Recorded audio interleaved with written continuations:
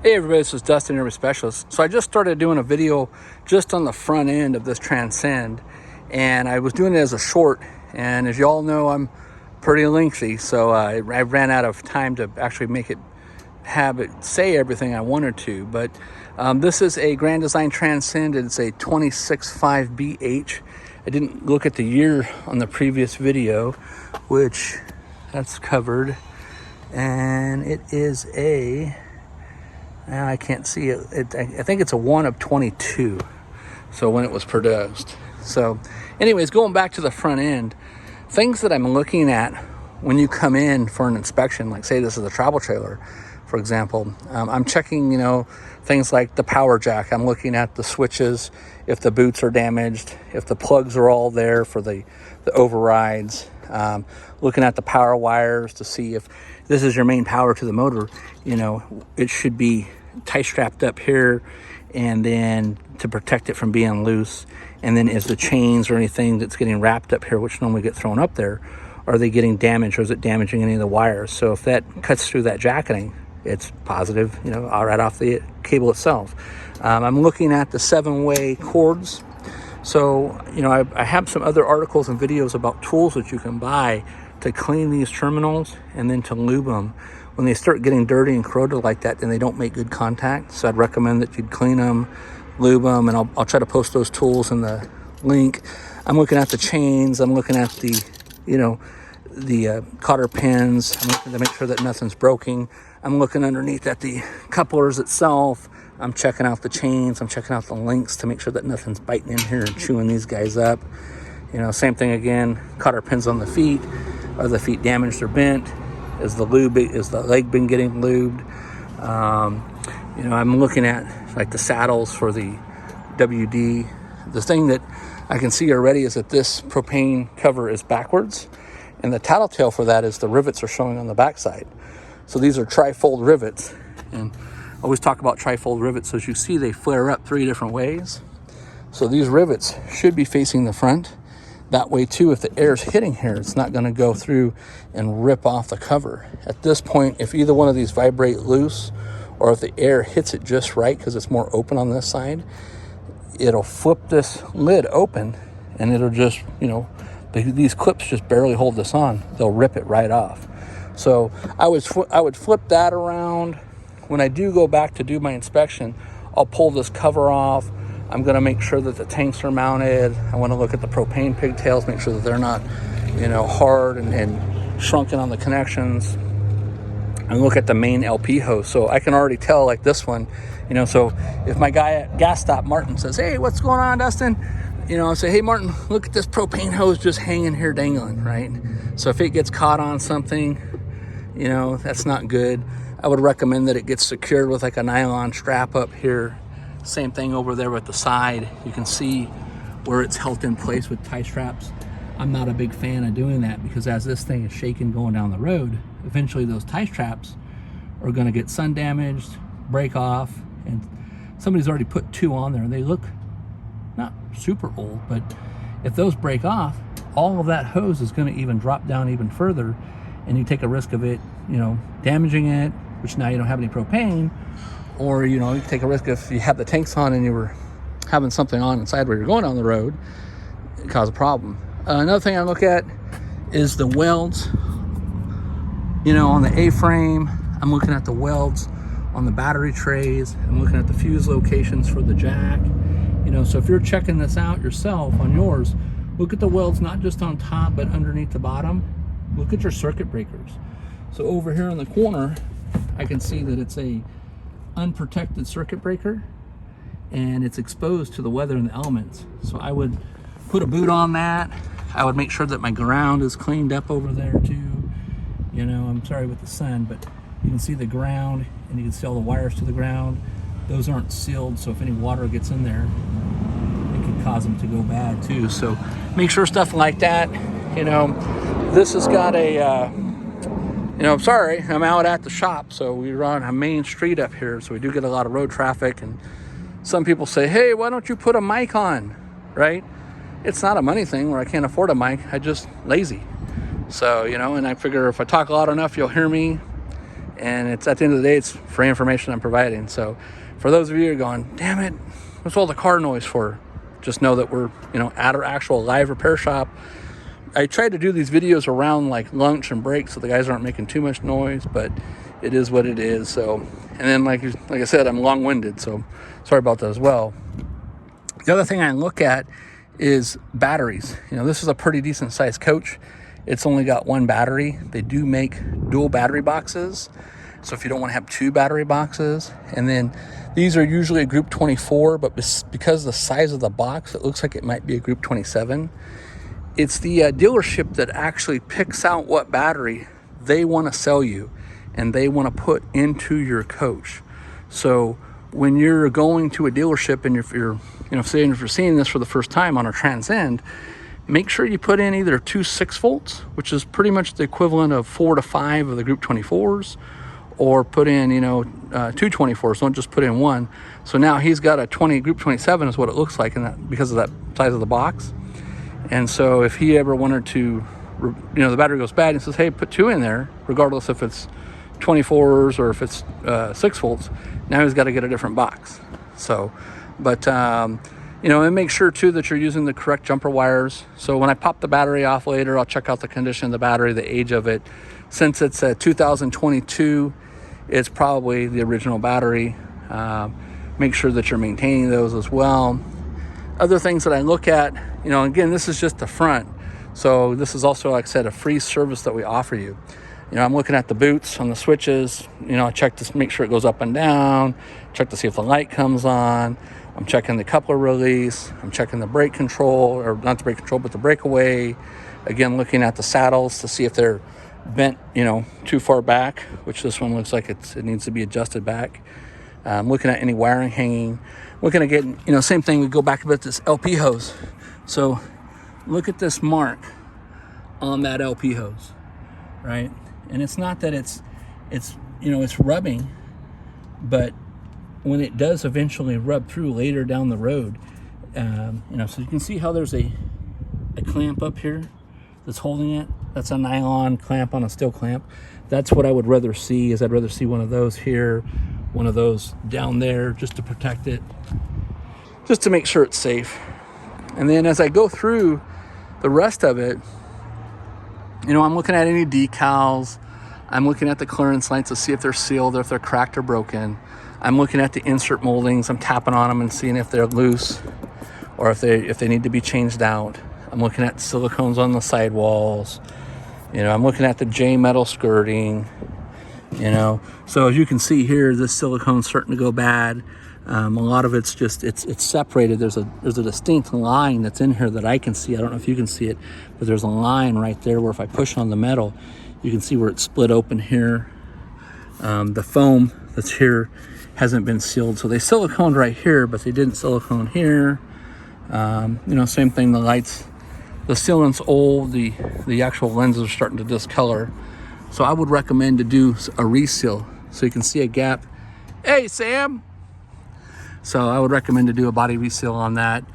You can see we're up here, they siliconed it clear down to about there. No, right there. And then they stopped. And then there's no more sealant until they got to about here.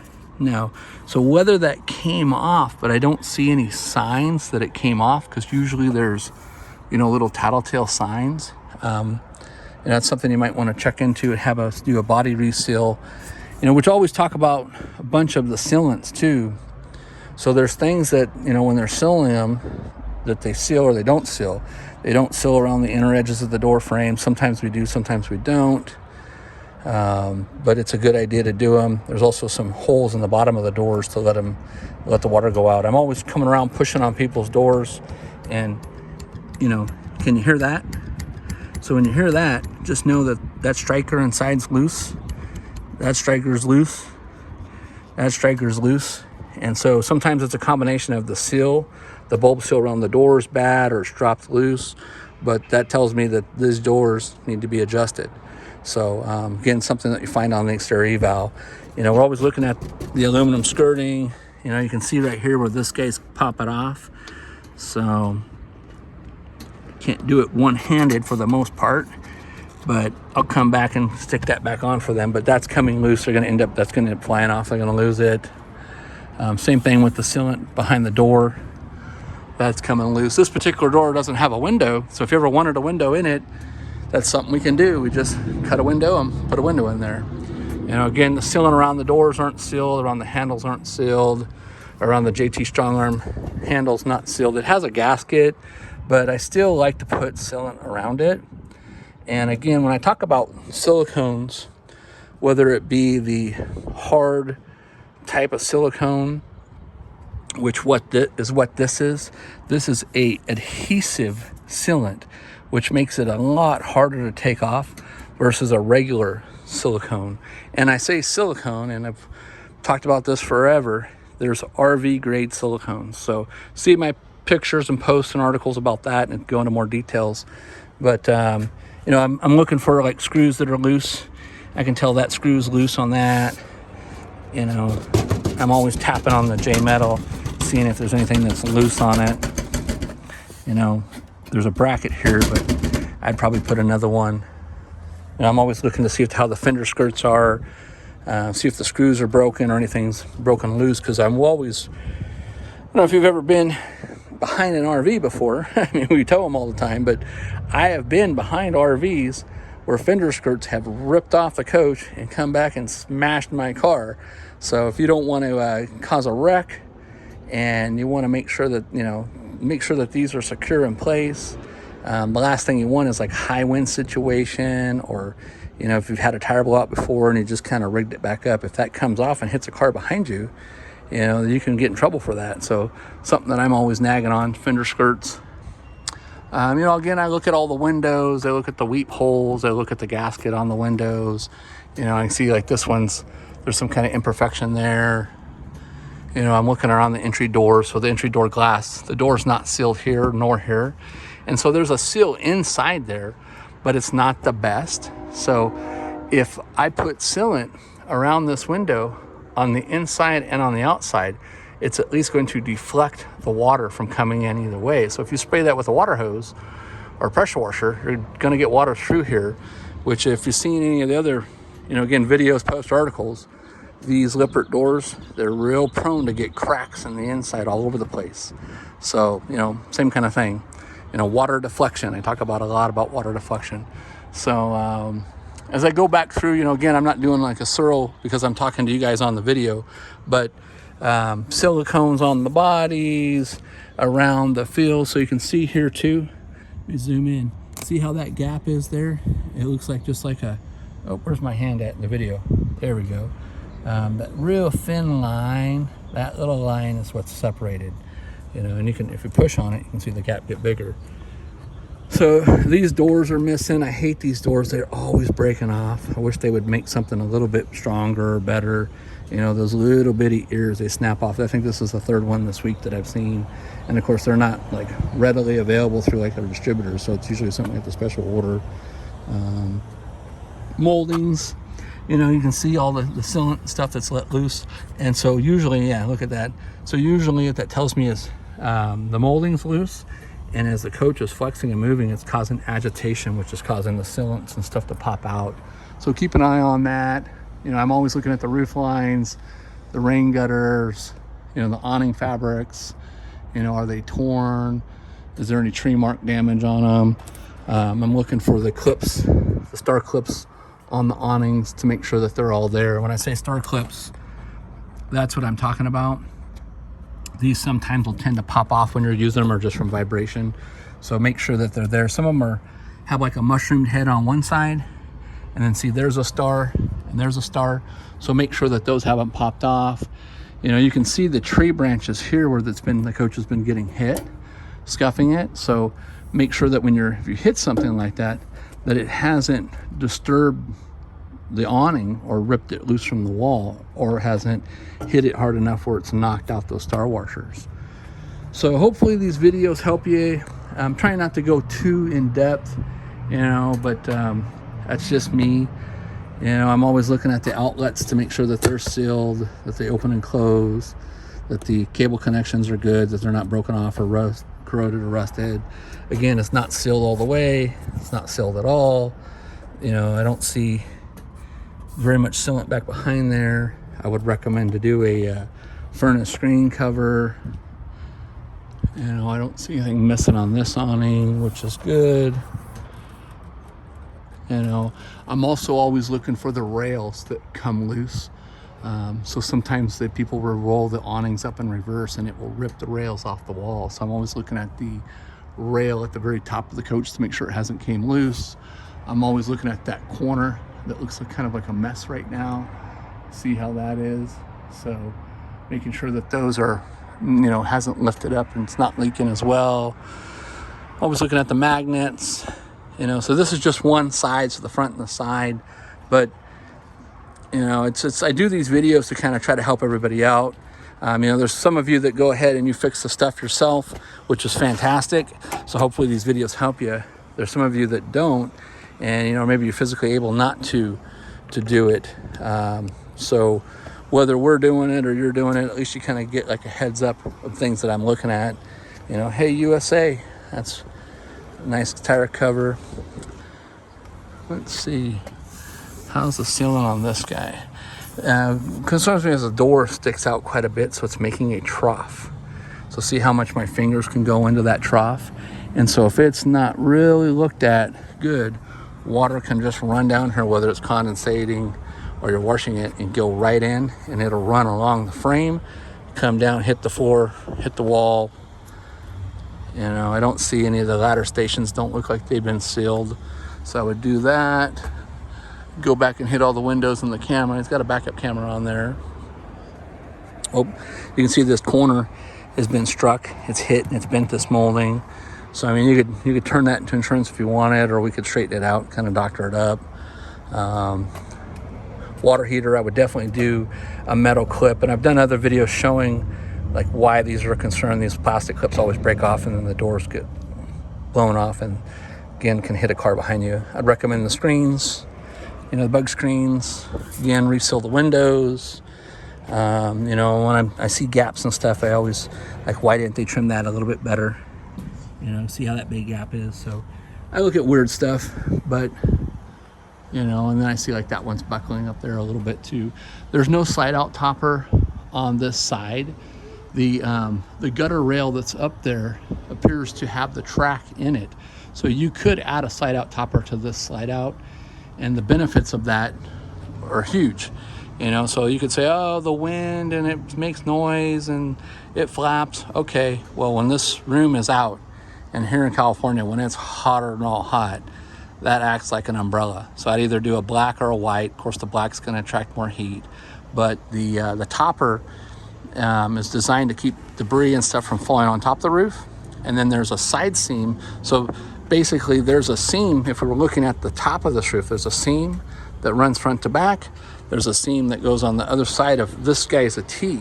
You know, so there's a seam that goes on the top of that can leak. There's another seam on the back of the inside. And then there's your wiper seals. So having a topper protects basically the four seams that's on top of the roof, protects the material, protects, you know, the wiper seal, protects stuff from falling on it, protects the roof material in case something drops on it and comes in and tears the roof. So, I mean, there's benefits, you know. Same thing here, you know, I see that this is loose, that, you know, that plastic piece is torn loose, so that should be resecured and sealed. Don't see any cracks in the fender skirts so far, but hey, look at that. So there's a perfect example. You know, again, this is live. I'm not going and re-looking at them first. So here's another issue. See this J metal that's right here? I would cut that back so that it doesn't compromise the tire for some reason if the axles and stuff shift back. I don't see that it's hit it so far, but that's just me. But, you know, let's say you're driving down the road right now and you're in wind, and watch my finger. I'm just barely pushing on this. See how it's moving the whole entire fender skirt? It's just shaking the whole thing. And so that's all separated. This guy's coming loose. It's actually, look at that. It's popped the metal that's behind here that's stapled to the wall loose. So that's not good at all. That could just continue on up. So I'll note that down as well. You know, I'm looking at the shackles. I can tell that this one's the standard equalizer. So in the thin shackle length, so I'd recommend that they do a Dexter Easy Flex on this, do the stronger shackle lengths. And I'm looking at the sewer caps. Sometimes I'll come down here and I'm looking at like the hoses and stuff too. So to me, those are way too low. I would cut them up and re-secure them. You know, the valves look fine. Sometimes I'll go and I'm nitpicky though. I'll go and I'll add extra strapping to hold this up so it doesn't bounce around and get fatigued. And again, I haven't gone on a creeper, or I haven't gone on the roof yet. The flushes, I'm real big on, you know, not using this. I usually cut these off because they fall off anyways, and then actually use the one that's threaded that goes in there to seal it off, because what I don't want to have happen is this is a screen with a gasket for the hose to prevent stuff going in there. But behind that, there's another check valve. And if the check valve dries out, then the water can spray out. So whether it be a city water fill or a flush, if the tank gets too pressurized or overfills, it can start pumping out, you know, sewage out of that, which we've seen a number of times. You might want to, so if you're the owner and you're watching this, you might want to contact Grand Design, give them your VIN number, and ask them for a new identification sticker. So because you don't have the tire size on here, that's not good. And, you know, the Highway Patrol is going to want to see, you know, and your insurance is going to want to see, like, let's say you had a claim on this coach, they're going to want to come and see this VIN sticker. I mean, there is the frame identification sticker, which is right here, but this sticker tells you all the weights, weight limits, that kind of fun stuff, tire sizes, tire torques, and all that. So, but if you get a hold of Grand Design, I'm sure they'll print you out a new sticker and get it sent to you. You know, I liked how they put the warning stickers on here about retorquing your wheels. That's something we recommend all the time. We're always seeing people lose their tires and wheels just from vibration and use. So, all right, well, stay tuned for more. Oh, hey, let's look at that. So see how this side is already all blacked up on that corner? And then let's go walk back over here to this side. So that's why I do what I do. See how this side is all white? So somebody's put something obviously on the other side, or maybe they put something on this side. But that's why we do these inspections, you know. So when you come into the shop, you know, we're trying to establish, just like a doctor, you know, this is our patient. So if you know, we would rather keep you in good shape than have you come back in and say, oh, you know, whole thing's dry rotted. Okay, well, it's totaled. Go buy a new one. You know, it's just, we're here to try to help you folks out and save you money. I mean, at the end of the day, we do have a repair shop. If we don't find stuff that's wrong, we don't make money either. So, you know, but it's, if I can help guide you, for those of you that are watching, and say, hey, you know, go back through here and add extra screws, because they only put them every, what is that, 3 to 4 feet apart. And if I can go back and tell you, add some strapping to protect it, to keep this stuff from ripping off the coach, you know, most people aren't gonna, you know, when you order that aluminum, they sell that in a 16-foot stick.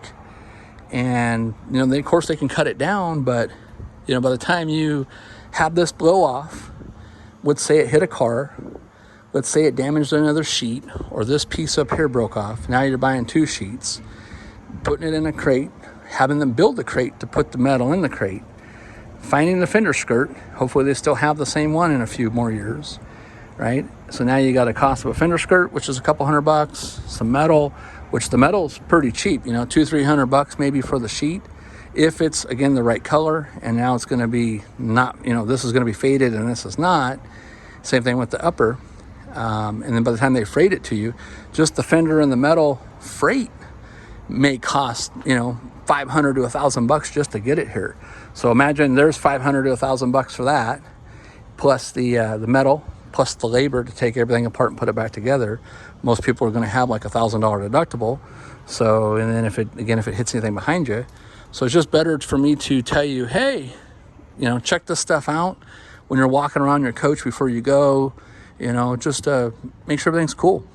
you know. So anyways, I'll quit rattling on for now. It looks like I've been talking for about 25 minutes and it's past my lunchtime. So again, I throw this offer out there. You know, if you're following us, take a look at our Facebook group. It's Grand Design RV Owners in the RV Shop with Dustin. And I say and the guys, because these guys are what helps me keep this business going. But you know, join the group, share any upgrades you have, share any comments you have, share things if you guys come across something like, hey, every time, you know, mine always breaks over here or it's leaking over there. Share with us what you find. We also have a lot of the there's different people from Grand Design, which is fantastic, that follow us on our group. And so they, for the most part, they won't chime in and say too much, but if they see a problem and we're pointing out like, hey, this is always breaking, that gives them the information and the data to go back to the line and correct the issue so that we don't keep finding it, or you don't keep finding it, or that, you know, we don't want unhappy customers. They don't want unhappy customers too. So, you know, it helps out the whole community. So anyways, thanks so much for listening to all my yak. Want you guys to travel safe, go out, enjoy yourself, make some good memories, and we will talk to you soon. Thanks so much for watching.